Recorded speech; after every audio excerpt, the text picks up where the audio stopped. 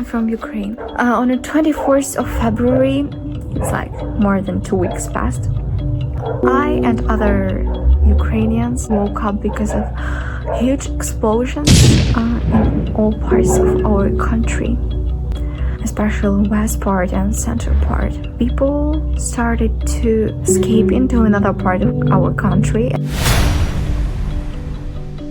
to neighbor countries that are helping us now. I live in Kharkiv. It's one of the biggest cities in Ukraine, and actually maybe 1/3 of this city is bombed. So I mean, the city has real damage. Another city, Mariupol, people are dying there not only because of explosions, because of rockets.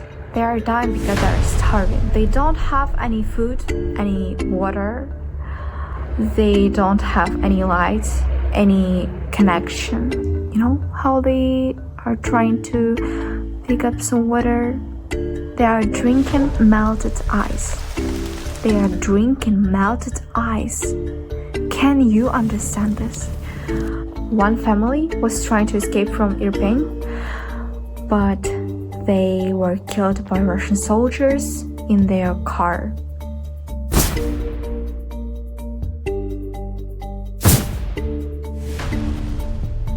Russian government say that they are bombing only some military stuff, some important stuff for our army, but it's not like this. They are bombing hospitals, houses, office buildings. They are bombing everything that they can see.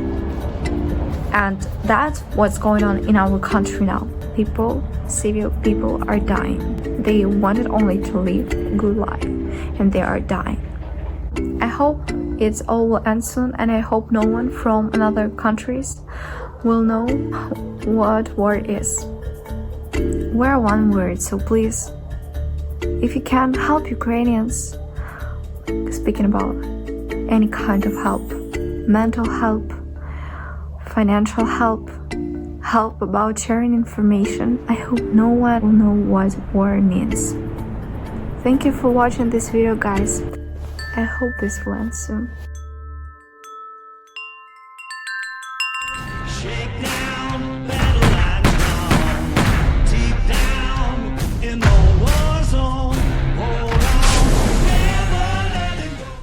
Hello, my name is João Vasconcelos. I am 17 years old and I'm from a beautiful country called Portugal. Olá, o meu nome é João Vasconcelos, tenho 17 anos e nasci no belo país que é Portugal. Why can't we learn?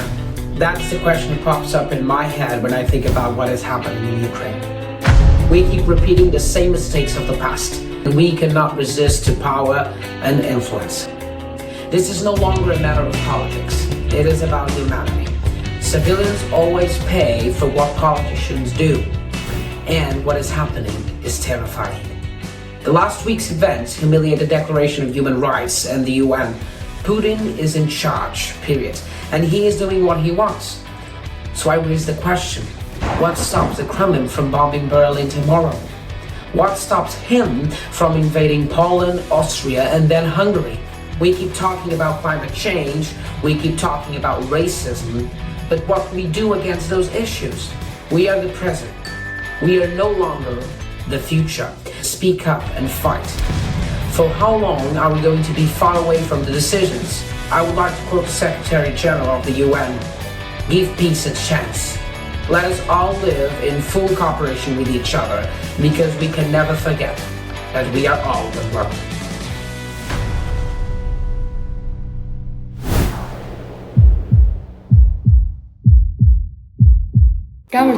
Hello, I'm Nino and I'm from Republic of Georgia, the Trendwater Soplio, and we are one world.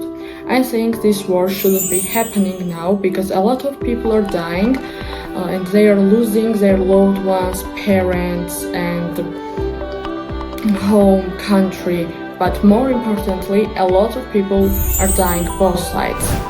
I think the negotiation should be an only answer how we will be solving problems, and everything can be solved by word and not war. I support peace and not war. I'm coping with my mental health by thinking about something good, staying in touch with my loved ones and friends, and eating healthy because it lifts up my mood. But now this war is happening and I'm anxious and nervous about everything going on, but somehow I manage to stay calm.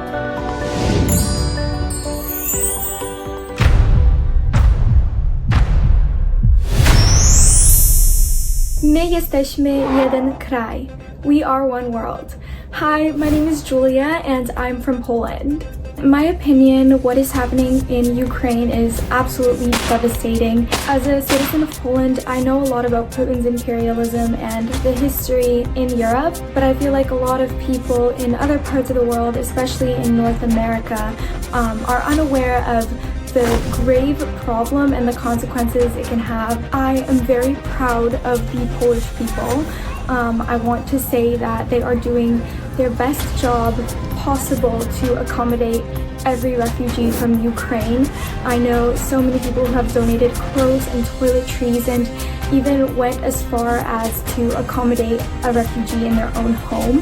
People are organizing transport. They are making Google Docs that are being shared online to accommodate to the people who are coming to Poland and could find a ride and a safe way back to any type of shelter. Even big mega clothing brands are establishing clothing drives and donating to Ukraine, as well as fundraisers themselves, and I'm really, really proud of the Polish people.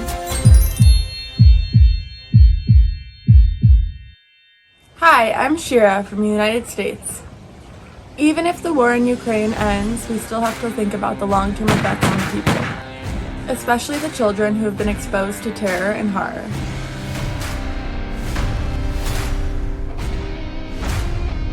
These experiences will leave them with post-traumatic stress disorder and probably high rates of depression and anxiety. And because there's been so much destruction, people don't have homes and jobs to return to.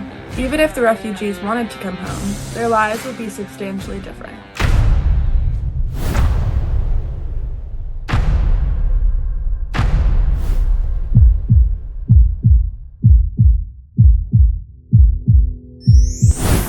Hi, I'm Joshua, and we are one world. At the very moment, ordinary Ukrainians are defending their homes and families against a brutal attack, and they defy the Russian supremacy in a way that moves millions of people around the world. We see that Vladimir Putin has underestimated the courage and willingness of the Ukrainians to defend their freedom and their identity, and we see that he has underestimated international resolve and unity. 141 states have condemned the assault, which violates international law.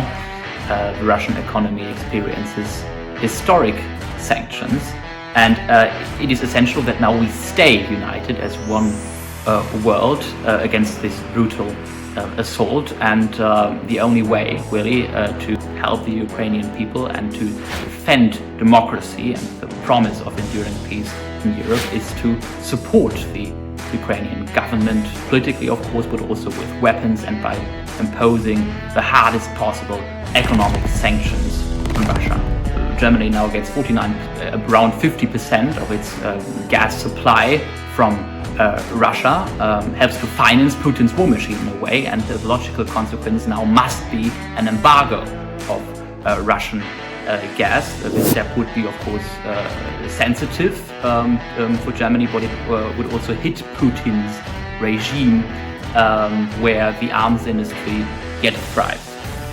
If Putin has no serious punishment to fear, even in the face of massive escalation, then this international order fails. Germany is to invest 100 billion euro into the ailing Bundeswehr. So I guess the reappraisal of German dealings with Putin is in full swing. The face of the danger of a nuclear expansion of the war, there can be no NATO intervention. Those who are not affected by the Russian aggression and still call for something like a no-fly zone over Ukraine are recklessly risking a world war. real war, risk a nuclear hail between NATO and Russia. And the deadly idiocy about that is there is an asymmetry in the willingness to use violence and the willingness to use nuclear weapons, which Putin is cold-bloodedly calculating. Although military inaction is becoming more and more unbearable with each passing day of immeasurable suffering, we really have no choice here. So on a personal note, this is enormously frustrating, seeing the picture of a little girl holding a shotgun to defend herself, or seeing a young soldier kneeling in front of his dead mother. And yet, one can say Putin has already lost this war. So the Ukrainian defense is getting stronger with every day the Russian forces do not advance, and even if Putin succeeds in taking, he won't have the capacity to ever put down the grassroots rebellion, the courageous uprising of the Ukrainian people.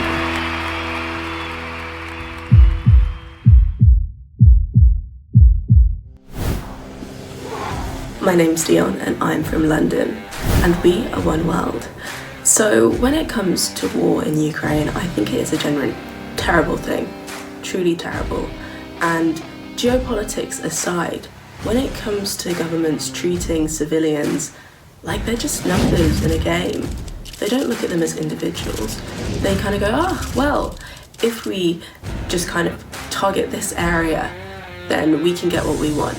They're not thinking about the people who've lived there their whole lives. They're not thinking about their livelihoods, the fear that a person must be going through when it comes to this. And especially when it comes to a government such as what I've heard, Russia literally bombing hospitals or students. And it's like, this is a step, a true step, because there is no way you can justify targeting already vulnerable and essential buildings and people in a community. No way, absolutely no way. If it was something like, oh, well, we targeted their military, at least that's something you can understand. Not that I'd condone that at all, but going after just individuals with absolutely no shred of dignity, it's just disgusting. And my heart kind of like, it is with Ukraine, honestly.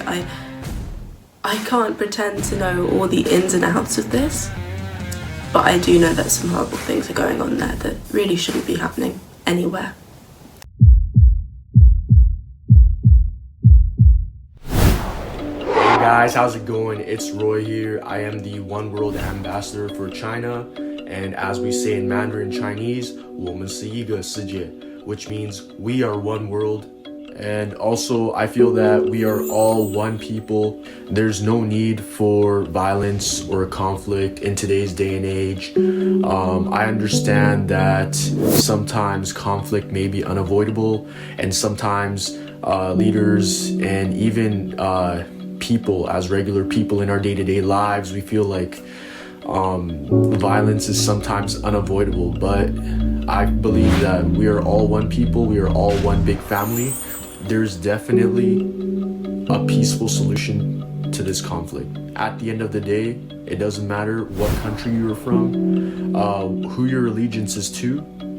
We are all humans. We are all one world.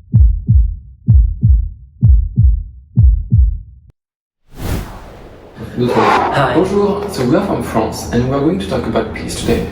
We always knew that there were tensions between the Russians and Ukraine, but we never knew that one day it would be possible for Putin to declare war. Actually, our country was scared to use the word war, but just let's be honest, it's a war, and in future, in history books, we're gonna talk about that war, with the Russian being the Nazis, who just destroyed an entire country because of Putin's ego. At first, French people were mad against the government because we wanted our army to go to Ukraine to help a lot more. But with the nuclear threat, we do understand that it couldn't be possible. So we are trying to find other ways to help. Like, for example, Ukrainian Eye pharmacists were in an association to help collecting drugs, essentially, but also food for the Ukrainians. Also, the French government sent ambulances with equipment to help the victims on the fields, and we are hoping that with the financial sanctions, it's going to help to make the war stop as fast as possible. Also, we are welcoming more and more refugees every day.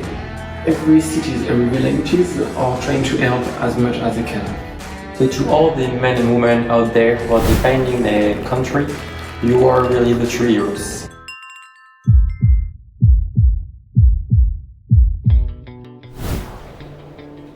Hi everyone, I just wanted to speak today about what's going on in Ukraine and how heartbreaking it is. I really thought the world was on track to world peace. For this to happen is just really sad.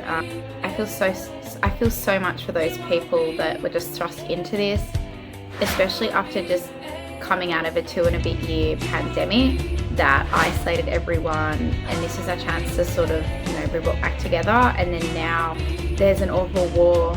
It's a real throwback to when they, dealt with things in a more barbaric way. And I thought as humanity we'd come a long way from that. I just, wish I could do more to help.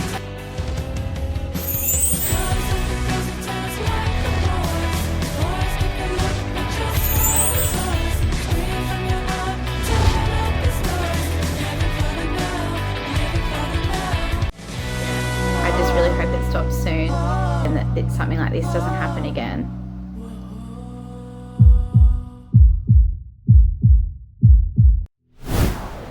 I'm an advocate for world peace, and what's happening in Ukraine right now is devastating.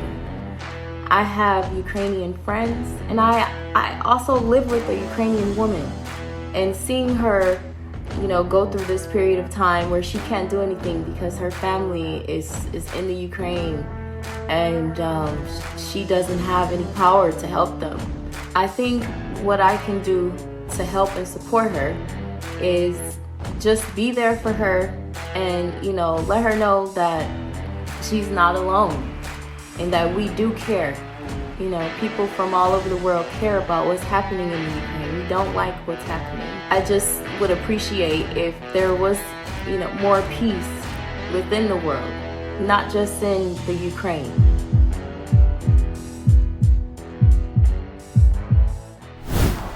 Hello from Wales. Shemaya Cymru. We are one world in byd aduni. When researching the definition of peace, I found that it was freedom without disturbance, tranquility, or a state or period without war. I'm currently heartbroken and devastated with what is going on with Ukraine. And my thoughts and prayers go to anyone affected. And I'm sending so much love from Wales.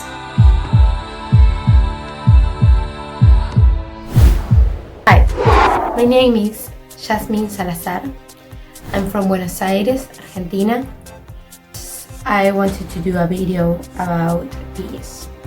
First of all, I want to say that I cannot believe that I have to be doing this in 2022 after all that we've been through as a society, but here we are. And I wanted to ask not just about European peace, but world peace. Stopping wars and violence is not something that is impossible for us to do as a society. We can do it if we get involved. So that's why I'm asking today. I'm asking for world peace.